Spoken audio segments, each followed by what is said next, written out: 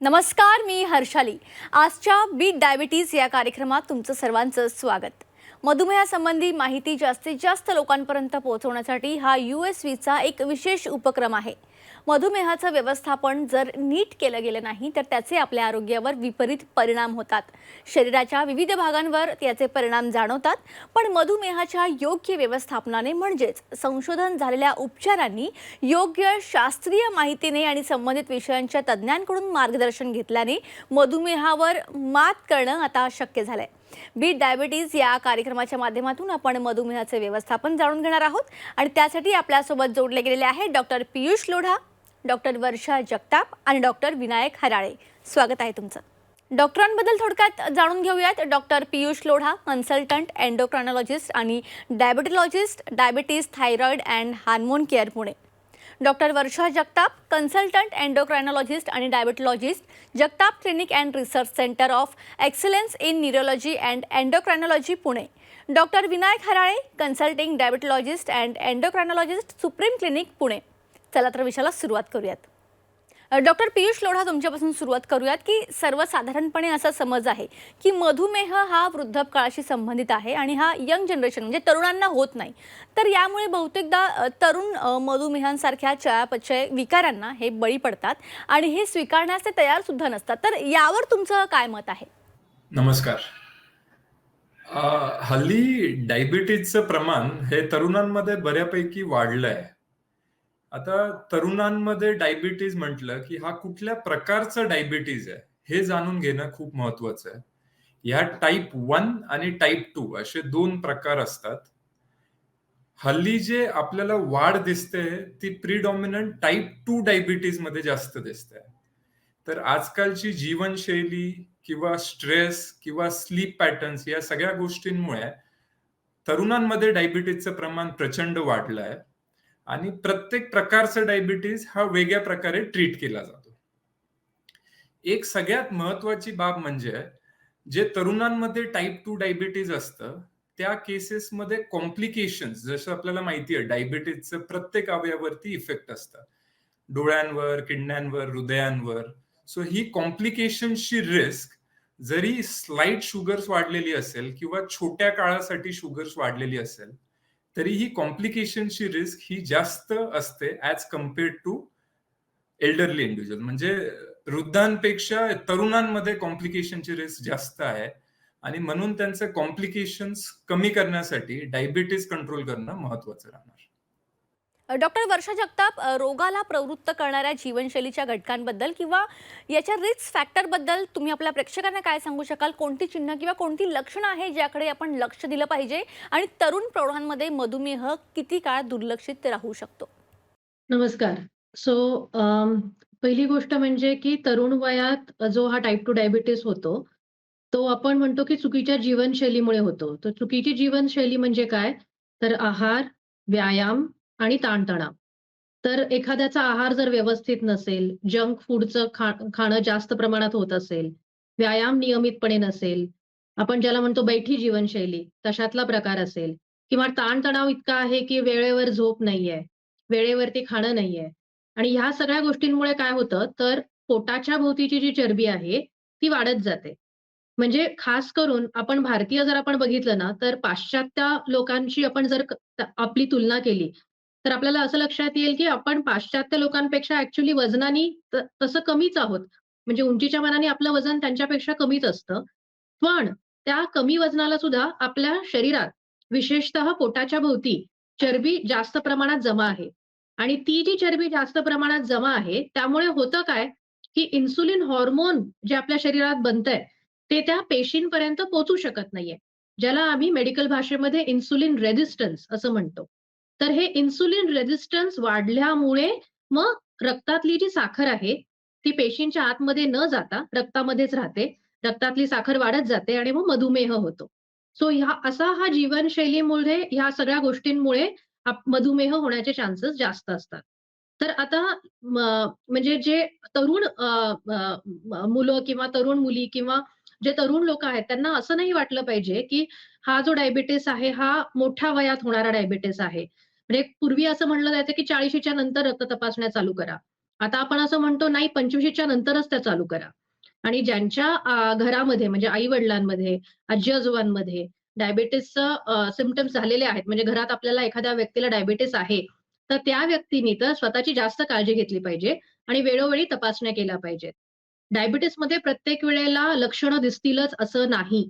जे आपण ऐकून असतो, की एखाद्याला भूक जास्त लागली किंवा लघवीला जास्त प्रमाणात झालं किंवा एखाद्याची जखम बरी होत नाहीये.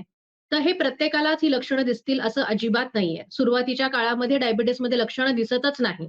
त्यामुळे जर तुम्हाला डायबिटीस होण्याचा धोका जास्त असेल, तर वेळच्या वेळी तपासण्या केल्या पाहिजेत. निदान वर्षातनं एकदा तरी आजकाल तरुणांनी 25शी नंतर स्वतःची रक्ताची तपासणी करत राहिली पाहिजे. डॉक्टर विनायक हराळे, मधुमेहाचं निदान होणं तरुण प्रौढांसाठी अत्यंत त्रासदायक असू शकतं. विशेषतः साधारण हाच काळ तो असतो जेव्हा नोकरी व्यवसायाच्या माध्यमातून ते गमावत असतात. तर अशा परिस्थितीत मधुमेहाचं व्यवस्थापन करताना सामाजिक भूमिका आणि जीवनशैलीच्या निवडींमध्ये समतोल साधण्यासाठी तुम्ही तरुणांना कोणते उपाय सुचवाल? नमस्कार. तर आपण आता बघितलं की मधुमेहाचं प्रमाण हे तरुण पिढीमध्ये बरंच वाढत चाललेलं आहे आणि आई-वडिलांना जरी आपल्या फॅमिली हिस्ट्री नसेल, तरी सुद्धा याची होण्याची रिस्क ही खूप जास्त असते. कारण हे वाढत्या ताणतणावामुळे आणि बदललेल्या जीवनशैलीमुळे.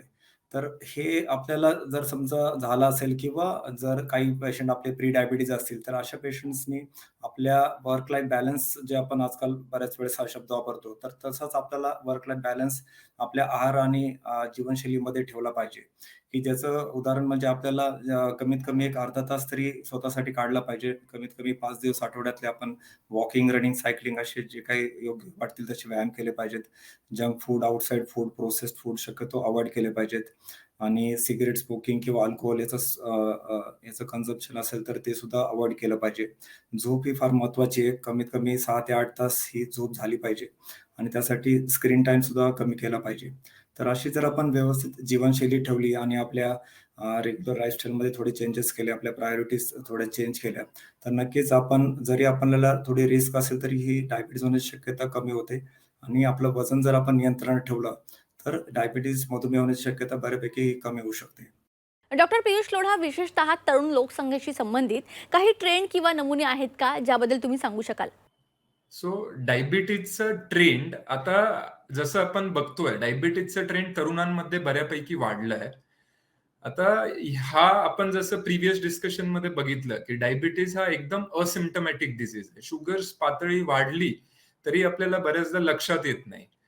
त्यामुळे ट्रेंड जो आहे, मॉनिटरिंग ट्रेंड पण आपल्याला कमी करायला लागलाय. अराउंड 25 किंवा 30 इयर्समध्ये सुद्धा आपण डायबिटीज मॉनिटरिंग करणं महत्वाचं आहे किंवा शुगर चेक करून घेणं महत्वाचं आहे.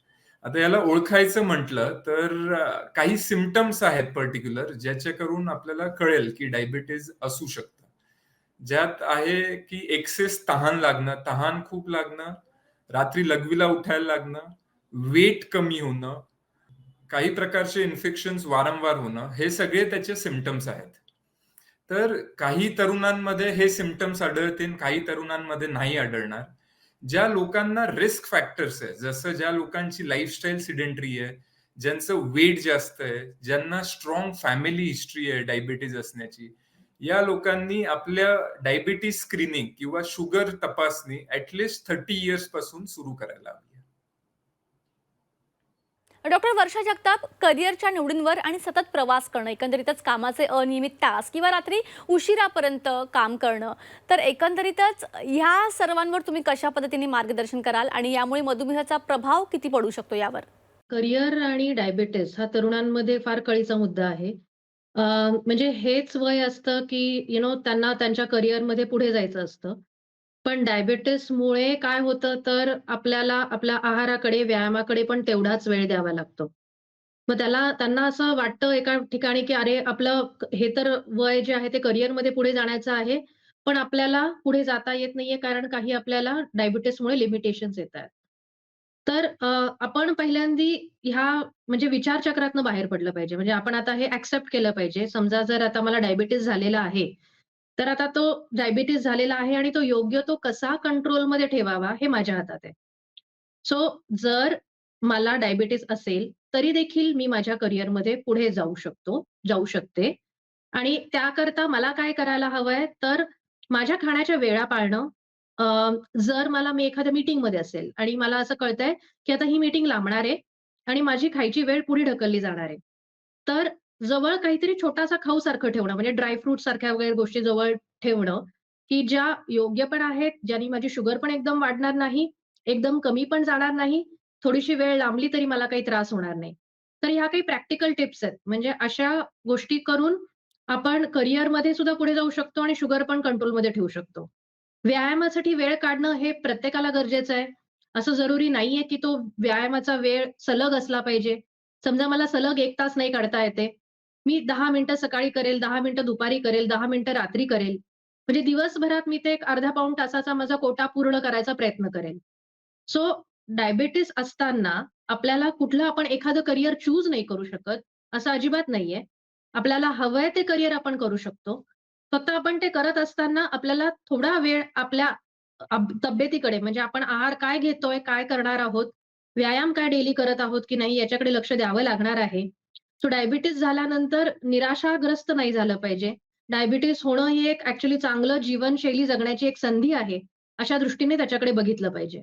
डॉक्टर विनायक हराळे, मधुमेहाचं निदान झाल्यामुळे किंवा मधुमेहामुळे होणाऱ्या काही विशिष्ट मानसिक आरोग्याच्या समस्या आहेत का? आणि त्या असल्यास त्या दूर करण्याचे मार्ग कोणते आहेत, जे तुम्ही आपल्या प्रेक्षकांना सांगू शकाल? तर सर्वात प्रथम पेशंटच्या मनात प्रश्न येतो, की हे मलाच का झालं? म्हणजे बरेच जण आम्हाला म्हणतात, की माझी लाईफस्टाईल पण खूप चांगली आहे. मी डाएट, एक्सरसाइज सुद्धा करत असतो. बाहेरचं पण जंक फूड खात नाही, तरी मलाच का झालं? तर बऱ्याच वेळेस याची उत्तरं नसतात. म्हणजे जेनेटिक काही फॅक्टर्स असतात, काही इन्शुलिन रेझिस्टन्स अशा काही गोष्टी असतात. त्याच्यामुळे हा मधुमेह येऊ शकतो आणि बिघडलेल्या लाईफस्टाईलमुळे तर हा लवकर येऊ शकतो.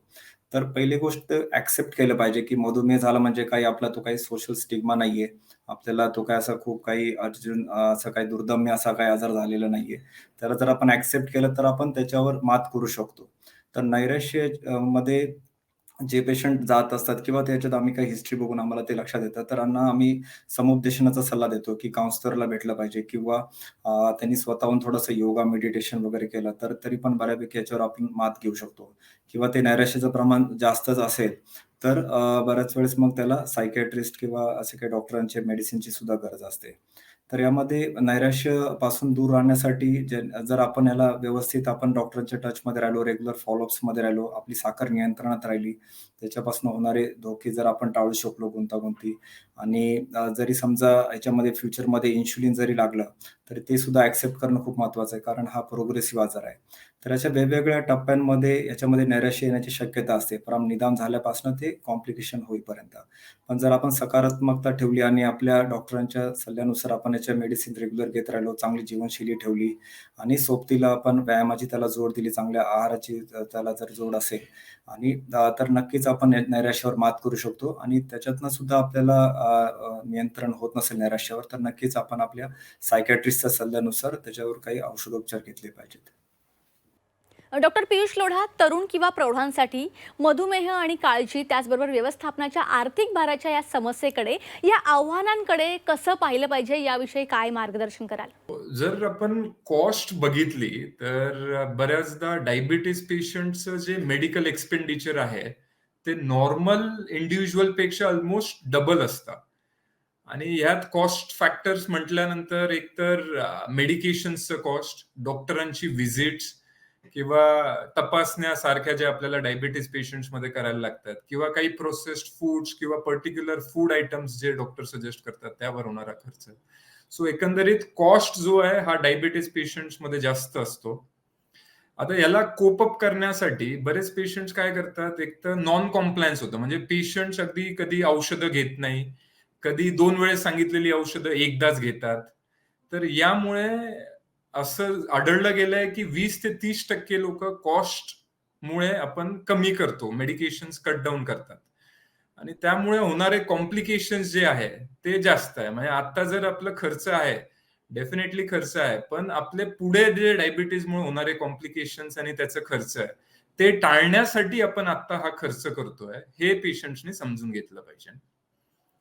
दुसरं, जर कॉस्ट फॅक्टर हा मोठा वाटत असेल, तर तुम्ही डॉक्टरांशी बसून एकदा त्यांच्यासोबत डिस्कशन साधा. डायबिटीज ट्रीटमेंटसाठी बरेच ट्रीटमेंट ऑप्शन्स आहे. तर कुठल्या पद्धतीने आपल्याला कॉस्ट कटिंग करता येईल, काय अजून वे आउट्स आहेत त्याच्यासाठी, तर तुम्ही नक्कीच हे पेशंट्सनी आपल्या डॉक्टरांसोबत बोललं पाहिजे. मेडिकेशन्स बंद करणं किंवा कमी करणं हा सोल्युशन नाहीये. जरी आपण आता मेडिकेशनसाठी खर्च करतोय, तर आपण भविष्यात होणारा जो खर्च आहे कॉम्प्लिकेशन्सने, तो आपण टाळतोय. या दृष्टिकोनाने आपल्याला मेडिसिन्स घेणं, मॉनिटरिंग करणं हे सगळं महत्वाचं आहे. सो एक छोटं डिस्कशन आपल्या डॉक्टरांसोबत बऱ्यापैकी कॉस्ट कटिंगसाठी मदत करू शकतं. डॉक्टर वर्षा जगताप, एक समाज म्हणून आपण विविध अपंगत्व, अन्य परिस्थिती आणि अगदी जीवनशैलीतील आजार असलेल्या व्यक्तींना एक लेबलच लावतो. तर सामाजिक वागणुकीचा मधुमेह असलेल्या तरुणांवर कसा परिणाम होतो असं तुम्हाला वाटतं, आणि त्यांना दूर करण्यासाठी तुम्ही काय आपल्या प्रेक्षकांना सजेस्ट करू शकाल? तर बऱ्याचदा आमच्याकडे जेव्हा पेशंट्स फॉलोअपला येत असतात आणि आम्ही विचारलं, की "आता शुगर ह्या वेळेला का वाढली हो?" तर त्यांची कारणं ही खूपदा असे असतात, की घरात काहीतरी कार्य होतं, घरात काहीतरी फंक्शन होतं किंवा ह्या गेल्या महिन्याभरात माझं बाहेर जाणं-येणं फार झालं आणि मग बाहेर मी गोड चहा घेतला किंवा मी काही पथ्य पाळली नाहीत. आणि मग जर आपण असा विचार केला ह्याच्या खोलात जाऊन, की असं का होतंय? म्हणजे बाहेर गेल्यावरती तो मधुमेही व्यक्ती स्वतःचं पथ्य का फॉलो करू शकत नाहीये? तर खूप एक कॉमन रिझन आढळतं ते म्हणजे की ते स्वतःचा आजार दुसऱ्यांना सांगत नाहीत, लपवतात. आणि हे आजार लपवण्याचं कारण हे आहे, की आपल्या समाजामध्ये अजून सुद्धा डायबिटीज असणं म्हणजे ही काही चांगली गोष्ट नाही. म्हणजे एखाद्याला डायबिटीज झाला तर बरेच जण घाबरूनच जातात, की आता काही आपलं खरं नाही. आपल्याला आता किडनीच फेल होईल. आपल्याला काहीतरी हार्ट अटॅकच येईल. तर अशी टोकाची भूमिका नाही घेतली पाहिजे. म्हणजे जर आपण आपला आहार, व्यायाम, वेळोवेळी गोळ्या घेऊन जर डायबिटीज कंट्रोलमध्ये ठेवला, तर आपण डायबिटीजच्या होणाऱ्या कॉम्प्लिकेशन्सपासून स्वतःला दूर ठेवू शकतो. निदान ते आपण कॉम्प्लिकेशन्स कमी तरी करू शकतो. तर समाज म्हणून आपण आता ॲक्चुअली हे लक्षात घेतलं पाहिजे, की डायबिटीज फार कॉमन आहे. म्हणजे काठावरचा डायबिटीज किंवा डायबिटीज हा चौघामधल्या 5 जणांमधल्या एका व्यक्तीला तर असतोच. तर जर हे प्रमाण एवढं वाढत आहे, तर आपण आपल्या जे आपण समाजामध्ये ज्या आपण गोष्टी करतो, त्याच्यात आपण काही बदल केले पाहिजेत.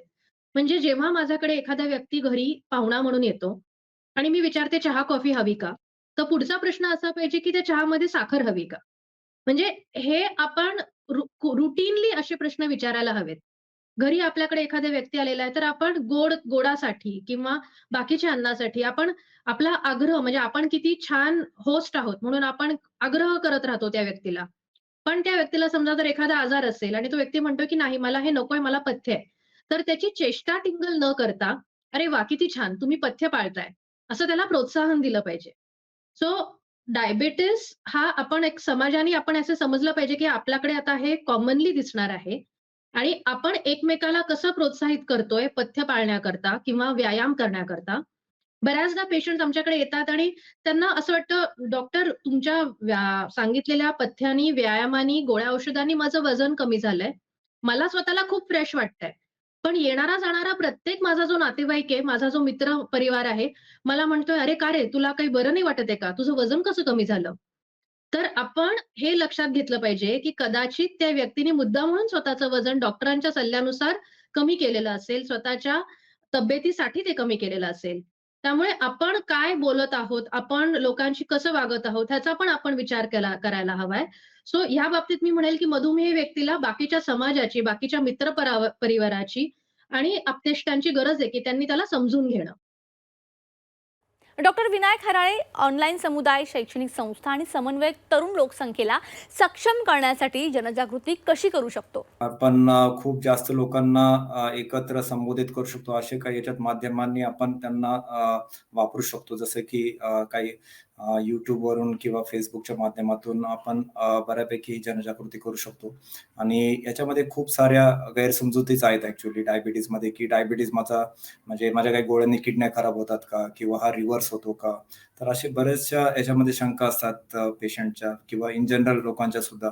तर ह्या शंका दूर करणं खूप गरजेचं आहे आणि त्यासाठी आजच्या पिढीसाठी ही जी नवीन माध्यमं आहेत Instagram, Facebook, YouTube तर याच्या माध्यमांनी आम्ही जास्तीत जास्त लोकांपर्यंत डॉक्टरांपर्यंत पोहोचून ते शंका निरसन करू शकतो. हां, तर याच्यामध्ये आपण बऱ्याच काही ग्रुप ॲक्टिव्हिटी सुद्धा करू शकतो. जसं की वॉकॅथॉन, सायक्लोथॉन म्हणजे बऱ्याच एक आपण जनरल पेशंट म्हणजे नॉर्मल लोकांनाच एकत्र बोलवून त्यांच्या काही अशा ॲक्टिव्हिटीज घेऊन त्यांची साखर तपासून बघू शकतो, की जेणेकरून बरेच निदान न झालेले पेशंट सुद्धा याच्यामध्ये दिसून येतात.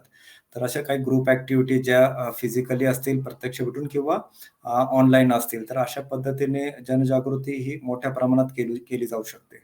Doctor Piyush Lodha, doctor Varsha Jagtap, doctor Vinayak Harale, तुम्ही या ठिकाणी कनेक्ट झाला. खूप चांगलं मार्गदर्शन केलं. त्यासाठी तुमचे मनापासून धन्यवाद.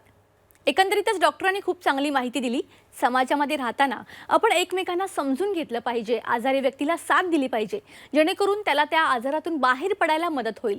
रुग्णाने देखील व्यक्त व्हायला शिकलं पाहिजे, कारण व्यक्त होण्यानं समस्या सुटायला मदत होऊ शकते.